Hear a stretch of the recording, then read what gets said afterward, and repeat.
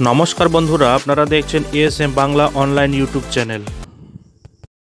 এই মুহূর্তে কলকাতা হাইকোর্টের বিচারপতি অভিজিৎ গঙ্গোপাধ্যায়ের চাকরি চুরি নিয়ে একটি মন্তব্য বিরাট চাঞ্চল্যের সৃষ্টি করেছে।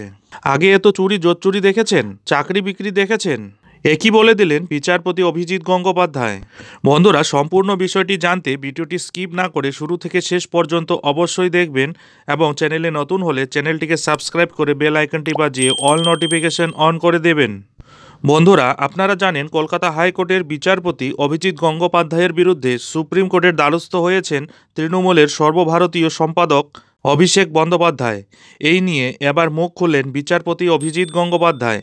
তিনি বলেন, আমার কাজকর্মে একটা শ্রেণী খুব বিপদে পড়েছে। সুপ্রিম কোর্টে অভিষেকের মামলা প্রসঙ্গে বিচারপতি গঙ্গোপাধ্যায় বলেন, মামলা যে কেউ করতে পারেন, যে কোনো আর্জি জানাতে পারেন, এমনকি বলতে পারেন চাঁদ আমাকে পেরে দাও। বুধবার এই সংক্রান্ত প্রশ্নের জবাবে বিচারপতির মন্তব্য, বিচারপতিদের বিরুদ্ধে মামলা হতে পারে, সাংবিধানিক রক্ষা কবচ ছাড়া অন্য মামলা হতেই পারে।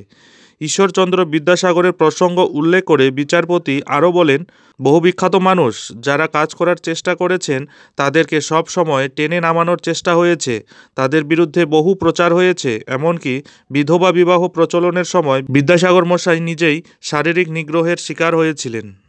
বিচারপতি বলেন, যে কেউ মামলা করতে পারেন, যে কোনো আর্জি জানাতে পারেন, বলতেই পারেন চাঁদ আমাকে পেরে দাও। যিনি শুনছেন তিনি সিদ্ধান্ত নেবেন। আসলে মনে হয় আমার কাজে এবং কথাবার্তায় একটা শ্রেণী খুব বিপদে পড়ছে। বিচারপতির মন্তব্য তদন্তকারী সংস্থা প্রভাবিত হচ্ছে কিনা তা ওই সংস্থাগুলিই বলতে পারবে বলে জানান বিচারপতি। তার কথায় একটা কথায় এজেন্সি প্রভাবিত হচ্ছে, এসব আষাঢ়ে গল্প। সময় পাল্টে গিয়েছে বলে দাবি করে বিচারপতির প্রশ্ন, আগে এত চুরি জোচ্চুরি দেখেছেন, চাকরি বিক্রি দেখেছেন, আগেও শিক্ষক নিয়োগ হতো, এসএসসি হতো, তবে এইভাবে চাকরি বিক্রি হতো না।